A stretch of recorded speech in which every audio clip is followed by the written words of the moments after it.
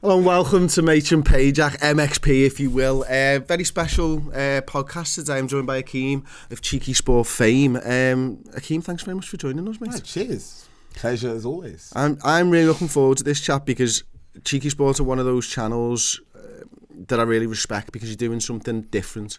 You know, everybody was going at the time when Cheeky Sport came out, fan channels this and fan channels that, and you saw yourself a little niche in YouTube and went, you know what, we're going to do something completely different there.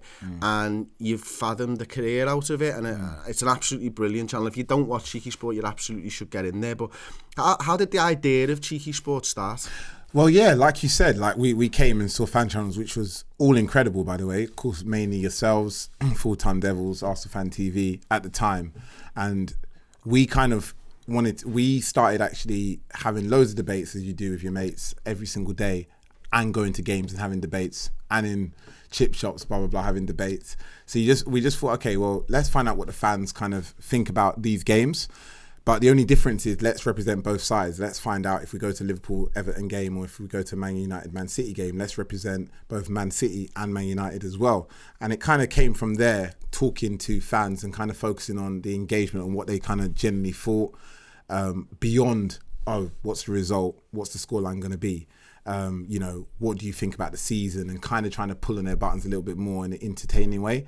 And it came from there to then think, okay, why can't we break down that same barrier as we did with fans to players and coaches and of course kind of backroom staff. So we started talking to players. Of course, a lot of people knew of us from chasing down cars or talking to players through fences and just asking them random questions. Harry Kane or David De Gea, on questions that are kind of less obvious, you know, which is not, you know, what did you think about today? It's more, you know, what's your favorite food? You know, do you prefer, you know, beans and chips or beans and eggs or whatever? Like, that was a bad example, but you get my point. But kind of breaking down that barrier and kind of getting the fan closer to the player and the fan closer to the managers of these are just normal people as well. And we didn't need the content space didn't need a Navar, you know, content company that simply asks, you know, these players and managers, what do you think about today? Or what do you think about your season? They needed somewhere where they can break down that barrier and kind of come across closer and more, I don't know, more as just casual people, which is what we hopefully done with a lot of the players and managers over the last couple of years, really. So the dynamic's really interesting between obviously the three founders. There's yourself, there's Dave, there's Joel. Have you been mates, I take it, for a long time? It comes across that way. Yeah, funny enough, all of us, including Jermaine, who's obviously part of the team as well, we've, funny enough, been friends for best part of 15 years. You know, similar to, of course, you guys, who's been friends for a long time, I'm sure. Like, we grew up together, you know, me, David, Joel, Jermaine has known each other probably since, you know, college, so 15, 16 years old till now. So we've known each other for a really, really long time. And that obviously helps because, again, sometimes you know you can rely on people's characters because you know them so well. But on top of that, it's also fun doing it as well, because at the end of the day, one of the reasons why we wanted to break down those barriers is for content purposes, but it's also to love our own jobs, you know, to do something that's actually entertaining ourselves as well as, of course, people that's watching. So how did like Cheeky Sport then, you had this idea, how did you then take it from an idea and then start to go out and make this content? Well, yeah, it's a great question. You know, a lot of people ask us that, and the truth is all we did, you know, there was no rule book, there was no skill set that we had. None of us learned editing or how to work a camera or how to present anywhere. We literally just watched people do it on YouTube or online and just duplicated or tried to copy. We literally learned how to. The first time we went to a game with our cameras, you know, we made so many mistakes. You know, the lens caps, you know, everything that would happen. Forgot to press record, forgot to record audio. See, I wasn't going to say that because it actually did happen though. We forgot to press record after like an hour. We realised, hold on, there's no red, the button's not flashing. So we literally done that about 2 or 3 times, ironically around some of the guys who are still around today. And but we were learning, and the fact is we then learned how to edit. We self-taught ourselves on Final Cut Pro and Premiere, etc. And to kind of long story short, the only tip I would say, and the only thing that we did do, is we just started. Because a lot of people keep thinking and plotting on, let me do this first, let me do that first. Sometimes the easiest and hardest thing to do is just start and just get started. And then once you get started, you're going to learn so quickly because you're going to learn from your mistakes. And that's the key thing. One of the things that you mentioned before is that going out there and representing both sides to a football club. And that interests me because obviously the way that we built up Red Men TV between Paul and I and everybody else that has helped us along the way is we've represented or tried to represent at times the fan base. And I wonder how difficult it must have been to be not part of that fan base, but still capture exactly what they want. So how do you do that? Because I couldn't imagine going and standing at a Manchester United game when everyone knows I'm a Liverpool fan, because people know you're a Man United fan, but you don't stand at an Arsenal game. Well, how does that happen? And you know what? You know, even to this day, you know, it happens, and sometimes in a negative sense as well, because you go to a Man United Man City game and you're genuinely trying to interview Man City fans, and they look at you and say, hold on a second, I know you, you're a Man United fan, and you're trying to now, you know, play a game with me, you're trying to mess around. So the funny thing is that happens quite often on a negative stance, but on the positive side, you could see it like it allows us to talk to fans that we never would have really got through to as well. So Newcastle fans, Southampton fans, and find out kind of where their worries are, you know, how their intentions are, where their energy levels are. Because the truth is, we've now been around probably 30, 40 different teams around Europe. And it's funny enough, we always talk about it, you know, who the best fans are, who the worst fans are, who's got the most energy, who's got the best atmosphere. And we get to experience that because we see different sides of the coin.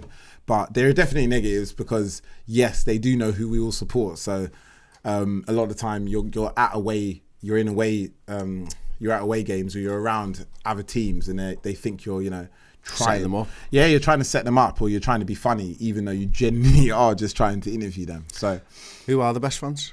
Oh, in the Premier League? Yeah. Man United. Fuck off! You're gonna fucking laugh. There's no way Manchester United fans are the best fans. Right, let me say for banter, I would probably say it's Liverpool are up there. Liverpool fans. I'd say, am I just saying that though? Yeah.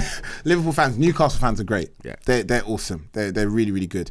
I'd say surprisingly, another great fan base is Southampton. They've got good fans. But they've got nothing else to do. They got nothing else to do, yeah. You just let me cuss them. Now I'm going to go there.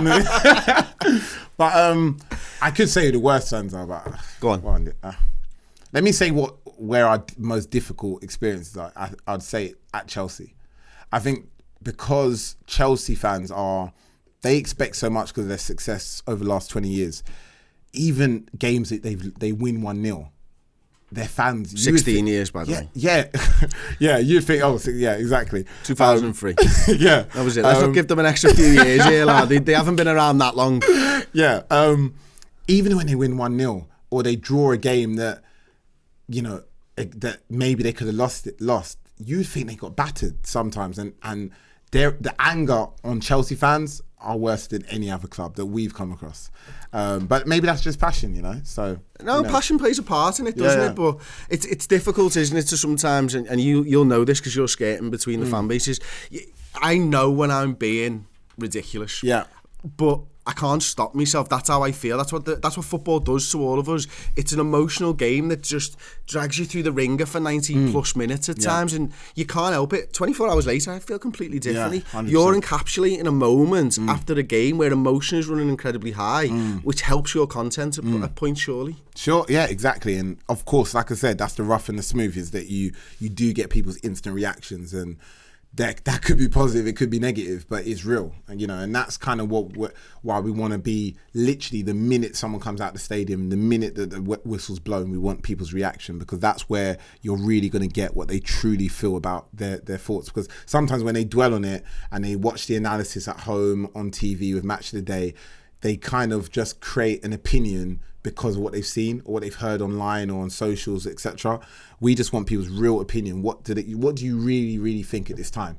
And of course, a lot of the time it's stuff that doesn't make any sense, because it's just emotion. We're football fans, man. We football don't have fans. to We don't make sense. You know what I mean? So I'm sure you've experienced that as well. Like, oh, plenty of times. You've seen it plenty of times. Exactly. Everybody's seen the Rent Boy Rant, man. You know what I mean? And that come out there, we'd pretty much thrown the Premier League away. We'd not won it in 20 odd years, and you know, I had a microphone in my face and a camera pointed at me, and I said something that I regret saying to this day. And you know, people still look at it and know me for it. And I walk down the street and people shout "Rent Boys," and I cringe inside. I'm like, is that what I'm known for? Really? I feel terrible for that, like, because I actually offended a lot of people. You know, ultimately I had LGBT groups coming in and saying to me, that's a homophobic slur, and I didn't want to offend anybody other than the Chelsea players. And I think I've been kind of defined by a 7-second thing, when actually if you watch the full video, I actually bookend it with the manager down to the end, down to Fernando Torres, and I'm not talking about the fans, but the fans thought I was.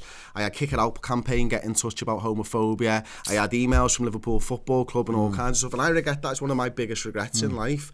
But do you ever feel at times, and do you think you have a social responsibility when you are putting a microphone and a camera in someone's face, where actually I can't put that out because that's not fair on them? Yeah, but again, kind of like, I mean, look, at the end of the day, sometimes people say, it's funny you said that, because, you know, there was a viral moment that, of course, we ended up putting on a lot of our socials. A lot of papers picked it up about 3 or 4 months ago, which was a game that we were all at. Me, Joel, me and Joel was there, and I think Jermaine might have been there as well, but we were there, and of course one of the it was Manchester United versus Man City, and a Man City fan ended up saying something racist to Joel. There's no holes, mate. We're fucking champions. Oh, mate, it's not even December yet. Could you really be saying that? 100%. I put you. I'll send some. I'll send some money to your family in Africa.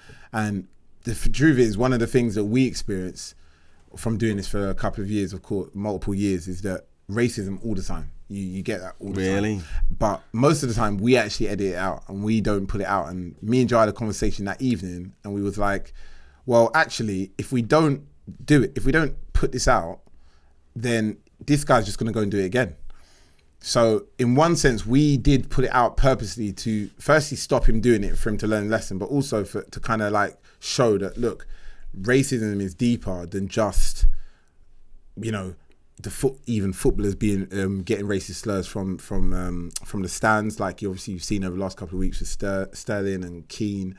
But it happens even when to the presenters and the people going out and talking to fans after games and before games for no reason as well. You get it all the time, especially away from home. You get it all the time. But having said that, if it's not racist, there are many times that, of course, we just edit it out. We don't want people to for no reason put out someone's content to make someone get embarrassed or lose their job or something like that, because end of the day, they're saying things out of emotion. And it's not hurting us, so why are we putting it out? And also, it's not good content either, just hearing someone say something that is going to offend other people. So in one sense, a lot of the time we do edit it out, but in that occasion, we had to say something, because otherwise, you know. And the funny thing is, Chris, is after we done that, a lot of people said, wow, like, does that happen to you guys? And we're like, we couldn't believe that no one knew that happens to us. Like, we were kind of ignorant to it. We're like, like, does no one realize that this happens to people who go out and about? So in some ways you're educating there, aren't you? And that's what you need to do. I think, you know, we've done a lot on the Redmen channel over the last couple of weeks about racism in football, and, you know, we've had an incident in the Liverpool stands where someone turned around to a young child and said a racist slur and stuff like that, and I'm glad that the club dealt with that in a really positive manner. But ultimately, for me anyway, and it's difficult because I'm a fucking 36-year-old white man who's middle class, to be quite honest with you, to be able to, and I'm not the voice to be able to stand up and talk about racism, but I felt that, you know what, we've got a platform and we should talk about it. So probably on 4 or 5 shows over a couple of weeks, we've delved in depth with journalists, with fans, talked about the Raheem Sterling incident, talked about the incidents at Liverpool. And from a personal level, we know that, you know, Tom's been out and filmed around Goodison Park with Joel. And he's diffuse situations that have been racially motivated. And Tom came back to us and was like, you should have seen what was fucking happening. We were like, are you fucking kidding us in our city? And you kind of can't believe it, but you need to shine a light on these incidents. Yeah, but and having said that, on another note, one of the things that is wrong and not fair to say is when people, just say stuff like, all Chelsea fans are racist, or all Liverpool fans are, that's just rubbish. Do you know what I mean? Because unfortunately, every fan base has these racist fans or homophobic fans or whatever. They just have them. So to call like a whole blanket, and I know what happens, unfortunately, is that when that happens, to an incident like that happens, a lot of you kind of feel like it's them, not us. Yeah, and then as a Liverpool fan, you're probably thinking like you kind of feel like let down, or you feel like like your like integrity has been like damaged because this idiot. Do you know what I mean? And that is something that people have got to stop doing. Like, stop saying, "Oh, all these fans are racist. All these fans are racist." Because from going around to all of these grounds, and we've been to 50 plus stadiums in the last couple of years, different stadiums, they are all around. In some places there's more, don't get me wrong, but they're everywhere. Do you know what I mean? Mate, we went over to Belgrade to watch Liverpool Red Star, and it's never been so apparent that racism is so in your face in some of these countries. Like, I think it exists a lot in England, but I think it's well hidden at times, and I think that's the issue that we have, is that it's gone underground, and that actually breeds more contempt and more ill feeling. So education's the key at the very base level. Banning people from the ground, great, doesn't solve the issue. No. It just means that people are going to check what they're saying in the ground because they know they can get banned. Yeah. You need to go in at grassroots level and educate. That can be the only thing that changes this. And it's not educating one group of people, it's educating your entire culture, your entire countries, where the people from the bottom to the top, because that's the only way that anything's going to change. But when we were in Red Star, I was looking at it, and I've never seen people being spat on, people getting shit thrown at, the monkey chants, all this stuff. And I'm there just looking around going, I want to be somewhere else. And it's not directed towards me, and I've never felt so uncomfortable in my life. I'm actually getting a bit emotional talking about it, because I'm like, how can someone live with something like that every single day? And it's like, these guys are just doing their job. That's what doesn't make any sense. It's like Moise Kean, of course, a couple of weeks ago, he's just doing his job. It's like, it's not as if these guys have been convicted of charges, or that even if they did, it's still not right to be racist anyway. But these guys haven't done anything to those guys, to the fans that are for some reason being racist. And the problem is that, like you said, from coming out of a statement saying that we've banned that person, or we've banned those 2 or 3 fans, it's not enough. It doesn't feel like it's enough. But in the same stretch, what else can they really do? Because it's not like everyone else around the ground is racist as well. So it's a problem. I think the only way it can be fixed is you make it a real crime. So if I'm walking into a stadium and I say XXX that's racist, that's as bad as doing do you know what I mean? That's as bad punching as someone or whatever. Yeah, because that's the only thing that's going to stop people saying something dumb out of their mouth. And the fact is, without that, all you're going to do is you're going to get these people who's just going to shout, scream, blind, blah blah blah. Because look, if I'm angry, I might be on a bus or a train or whatever. I might be angry and I might want to punch someone in the face, for example. But the fact of it being a crime would stop. This is not me personally, by the way. I don't want people to think that. But yeah, but the crime, me thinking of the incident and what could happen would stop me doing it. But because no one really gets, there's no real crime or no real downside of just screaming something negative, something racist like that. People are going to continue to do it. Yeah. Do you understand what I mean? And that's the long and short of it. It's probably not the fact that it's a crime that stops you. It's your upbringing, isn't it? It's that moral compass between good and bad. And a crime indicates on the base level to you that is a bad thing. And I think when everyone's brought up the right way, your moral compass knows between good and bad, and crime helps that in a way. And the problem is that a lot of these guys, their moral compass, because they've gone up 15, 20 years with their mum and dad accepting this rubbish. So when they get to like 15 years old or 20 years old, to stomp that out of their mindset is going to be really, really hard, because these guys are just like, that's why they're racist from the core. Do you know what I mean? Because they literally, you know, there's been videos like that Millwall kid. I don't know if you've seen it. Millwall, fuck 'em all. You fucking black. Yeah, like the Millwall kid. He's not old enough to even know what he's doing. But the worst thing about the video is the woman in the background. Yeah. That's the worst thing about the video. It's not him, because he's young enough, he doesn't understand. And he's learnt it from someone, which is her. And she is probably laughed it off. After the camera stopped, probably laughed it off. And he's going to go on to think that's okay to say.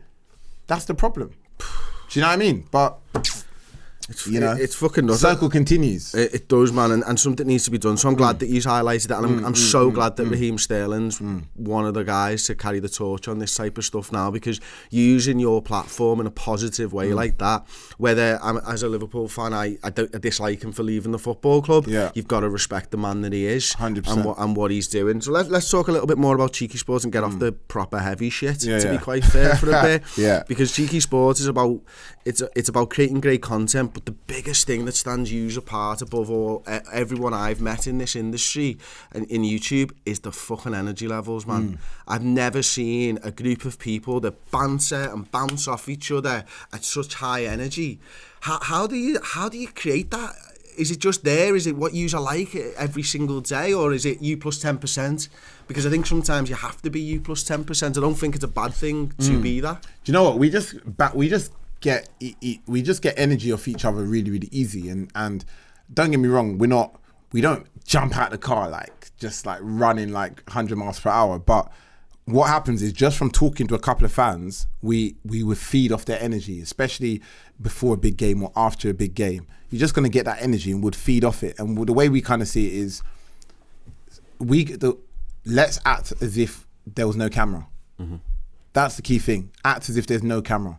Do content like there's no camera. Because sometimes when people see a camera, they purposely like down their energy or cool down. Because what we're used to seeing on TV is a guy sitting down, like he just woken up pretty much, no disrespect, but sitting down and having a conversation about football. We never see anyone with energy in football. In comedy you do, in music you do, in all other different parts, but in football, it seems like it's frowned upon. Like if you're not sitting with your legs crossed, having a normal conversation. Do you know what I mean? So we thought, why can't we bring that same energy like you see in different parts of culture or different parts or wherever? In the freaking pub, talking about football, that's what people do. Why not? Exactly. And people, and football, and I have to say football's easy to do it in, because I would say rugby as well is probably another sport that's easy off the top of my head, because the fans are naturally energetic before going to games.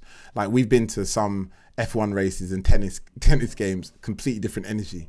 People are literally coming for, I don't know, a glass of wine and some strawberries and stuff. Do you know what I mean? Whereas football and rugby fans are energetic anyway. You just have to almost get them to the level that they should be, you know? And you can normally get that just from the first couple of seconds of talking to them. How do you manage the bad days? Because people go through ups and downs, you know, because you're so energetic, is it difficult sometimes to get those energy levels up when you're having a bad day? It is. I mean, a bad day for us is days where the fans are just not, and again, this sometimes happens depending on which city you go to and which game, but those sort of middle of the road games that, I don't know, Southampton versus West Ham, and it's a 0-0. Two teams that are basically safe. They're not playing for much. That you don't give a shit about. Well, yeah, it's not. In one sense, but in another sense, is that they also don't care that much as well. A lot of the time, they go because it's part of their life. But because they don't have something to play for, which let's not forget, because if you don't support a top six team, a lot of teams do not have much to pay for a lot of these games, or they go to the game expecting to lose. So they don't have the energy level that maybe a lot of us would have, because they kind of don't have they don't have much to play for. So to get them riled up and to get them excited and to get good content out of them is harder a lot of the time. And that's what we would call a bad day. But obviously our old school bad days is not pressing the record button or leaving the lens cap on. Yeah, You left the lens we cap left on. the lens cap on That's for 2 good. hours. Yeah. We had Yeah. a guy, bless him. He was our first cameraman. Yeah. He used to record everything in 4:3. Everything. Like you get it What, home. even after telling him? Oh not no, to- honestly, mate, all the time. The camera, for some reason, reset itself to 4:3 every time we recorded, right? So we'd have one camera in 16:9 Mad. and one camera in 4:3. So often, I'd be driving home, I'd do a shift in work, I'd go to film with Paul, I'd get a phone call, we'd go back, we'd film for another hour because it's done in 4:3. I'd get a phone call on my way home, we forgot to turn the audio on. I'd drive back, it's 2 o'clock in the morning at this point. I've been up since friggin' 6 o'clock in the morning, and you're there and you're like, we're going to do this for a third time, really? And those are bad days, and they still happen occasionally. Not very often anymore, thankfully. Yeah. And the worst thing about those days, it happens now and again to us, is that you don't watch the content until a lot of the time you don't watch all the content until you've finished, and then you do you put your headphones in, and then like the sound's crackly, and you're just like the last 3 hours of what you've done is just a waste of time. You know what I mean? But it happens. Akeem, what did you do before Cheeky Sport? Before Cheeky Sport, well, actually, fun enough, in the same week that I started Cheeky Sport, so we started Cheeky Sport, not the same week, right, like the same month, I actually started a peanut butter company. Wow. So, strangely enough, so I started a peanut butter company, still runs to this day. Is it I good? only own 20% now. Yeah, well, I'd say it's good. Yeah. It's flavoured natural peanut butter. So Smooth and coarse. No, it's flavoured, so it's smooth and crunchy. But yeah, there's 5 flavours. I'm plugging it now, innit? That's straight, man. Chocolate, honey, banana, cinnamon. Honey, that sounds fit. Yeah, and chili. So yeah, now it's in 3,500 stores worldwide. Fuck off. Yeah, no, it's true. Yeah. So You're it's the like peanut selling- butter king. Nah, not king, not at all. Why, Not yeah? until you get to at least 10,000 stores. Wow, so you're the prince. Yeah, well, you could say that. Pauper compared to some of the competitors, but end of the day, Where'd it's you rank against Sunpat? that's what I mean. I'm a pauper compared to them, but they're in about 25,000 stores, 30,000. But I mean, the competitors that you go, I'm against. They've been in business longer than I've been born. Just to put it into perspective, do you know what I mean? So they're a long way ahead, you know, in terms of infrastructure, sales, blah blah blah. But do you know what I mean? Getting there. So Do you have your face on the jars? nah, it wouldn't sell. Is that the dream? It wouldn't sell. I think when It wouldn't Cheeky sell Sport if it takes was. over the world, Not a at big all. smiling, a keen face on his peanut butter, man. I wish. There's a If fucking only- brand endorsement. You should be promoting that on Cheeky Sport. They should be sponsors of the show. Yeah, but you know what? I think that's one of the things that we all haven't done in our own.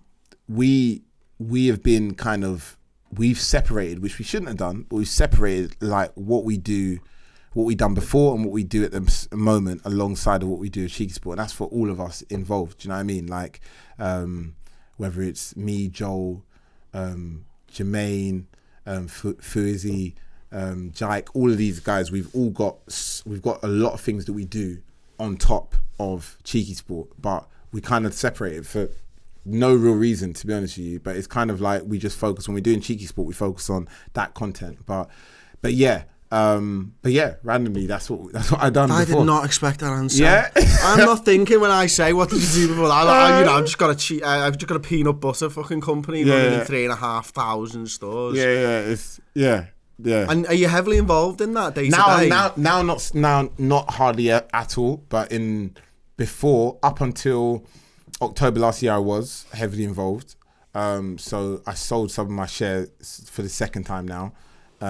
But yeah, I mean, really not, obviously, because no one really would care that much about the peanut butter. But long story short, the peanut Mate, butter. I care. Yeah. I care about the peanut butter.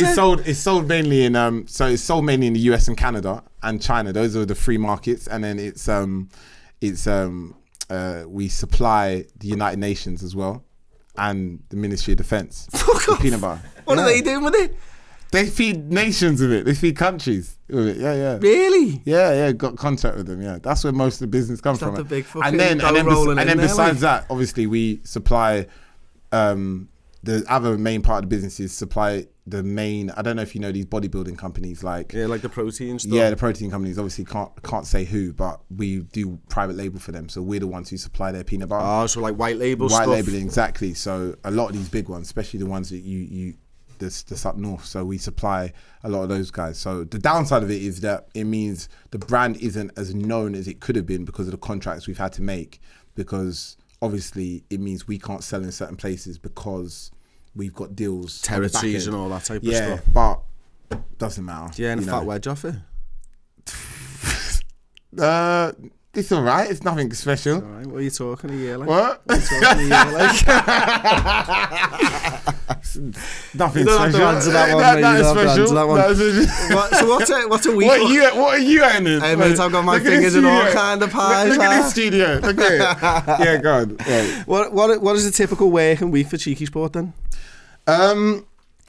The funny thing is, it actually depends on who we're speaking about. I mean, because we all do different things. Do you know what I mean? So, you know, one of the guys, you know, like I said, Fuizi does comedy, which is incredible.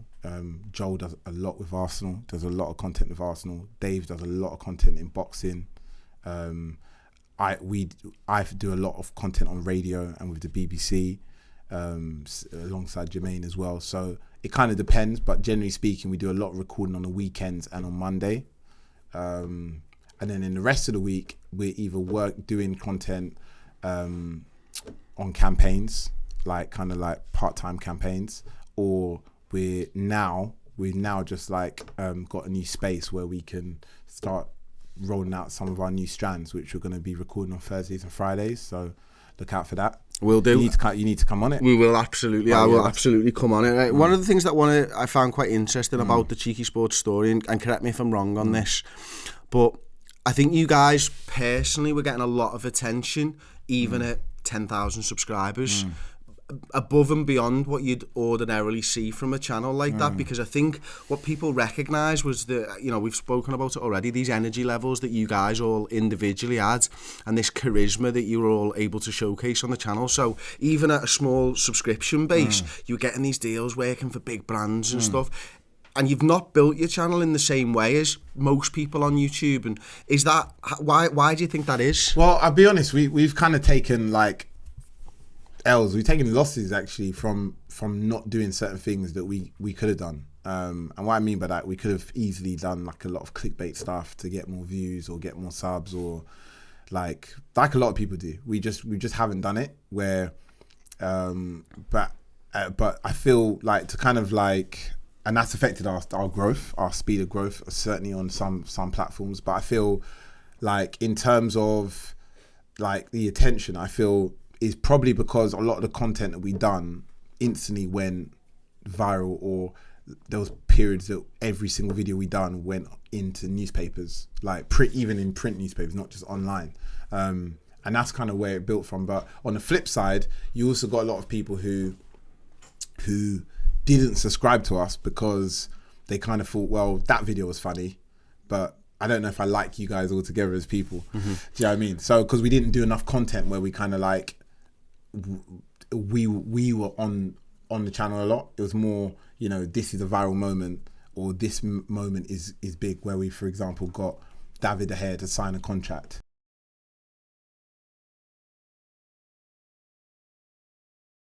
On a piece of paper before he actually did. And that was when the fax machine situation. What was the Everton one you did with us? The Everton one, yeah. That was brilliant. Liverpool is the best team in Merseyside. Can I get him to sign that? Yeah. Sign this for legal procedures. Trying to get those signatures. There's no shame in it, mate. Just want to let you know. Mr. Barkley, my man. Oh, thank you, Romelu. Romelu! He admitted it! There was another Everton one as well when the Everton fan kicked off like crazy. Hey, if this Iranian's got the dough he claims he have, we won't him Mourinho, lad. For stuff like that, we never know it's going to happen. But when it happens, we go straight into the internet cafe or the hotel or the car, and we just upload. Do you know what I mean? But generally speaking, we don't go out like, all right, let me try and get someone angry, or let me try and like get a viral moment. We just wait for it to happen. If it happens, we try and react as quick as possible. Do you know what I mean? I do. I absolutely do, and it's interesting the way that you've built your channel. You mentioned it there that you're not trying to do the clickbait and stuff. And I think sometimes, from my point of view, you know, I hope and I feel that Redmen have done kind of a similar way, because we don't do fan cams in the same way that everybody else does fan cams. We don't break them up into 20 videos, for example, and throw people out anymore. You know, we tried it for a year and we didn't like the content, which is the God's honest truth why we don't put them out. We group it in one and we find that we think it's a better video, but we're also not trying to clamour for every single view and stuff. And I think we'd be bigger if we went down that way and we titled it slightly differently in a more aggressive tone and stuff like that. And that's not to say what people are doing around us are wrong. It's just to say that we didn't want to do it our way because it didn't fit us personally. Yeah. But then you do look at these things and you do have regrets sometimes. And what is yours? What's your biggest regret? I'd say pretty much similar to what you just said, really. And it's kind of like, it's not even so much a regret. It's almost that you realise, and one of the things with us is that we've been quite independent for this whole time. Like, we've not been part of any teams. We've obviously got our own team, which is us, but we've not done that many collaborations or partnerships or been with a lot of, with bigger groups, you know, that other football content players have done. And because of that, that means we are responsible solely for our growth, and we haven't really had that help or that assistance. And that's not because people haven't approached us. We declined. And I guess there were certain points that maybe we could have said, all right, let's get moving here, let's get moving there. But everything happens for a reason. Do you know what I mean? And we, again, kind of like what you said, we want to look back and look at the content we've done and say that's good. There's a lot of time that we've taken down content that is clearly going viral in the first couple of hours, whether it's on Insta or on YouTube over the last couple of years. We take it down because we don't think it's good. Do you know what I mean? Even if it's going to get views or whatever, we don't think it's good. Do you know what I mean? And there's times that we go out and we film. Let's say it was Man United v, you know, Chelsea or whichever. Would go 3-4 hours. Would do all the content, and would literally sit back in the car or in the hotel and would look through the content and say that wasn't good enough. No video. Wow, that's incredible. We'd say no videos, and we literally wouldn't release a single video. But then that comes at a detriment because then fans don't know that. So fans just look at it like, well, you haven't released a video. Why? You know, when the truth is, it's just that we don't want to release something that's trash. Do you know that's amazing. Like, I mean, we do similar types of things, but obviously it's results driven for us because it's Liverpool with Redmen. And we'll go to a game, obviously, and we'll do a story of the match video. And if Liverpool get beat, we don't put it out. Yeah, we're not interested in fucking giving fans of other football clubs content. What we've always wanted is when Liverpool win to get more views than when Liverpool lose. And I think for me, if Liverpool lose and we get more views, we're doing something wrong because we're not creating content for Liverpool fans. And I love the fact that you use self-policing your own content. I love the fact that you'll take a total of, if there's 3 people going 4 hours, you might be going for 24 hours of work, and you'll just go 100%, 100%. And like a lot of the time we'd go up, let's say Manchester United v Arsenal, would still leave at 6 a.m. in the morning, even for a 4 p.m. game, or 5 a.m. in the morning, 4 p.m. We get to Old Trafford at 1 o'clock, do a lot of pre-game content, etc.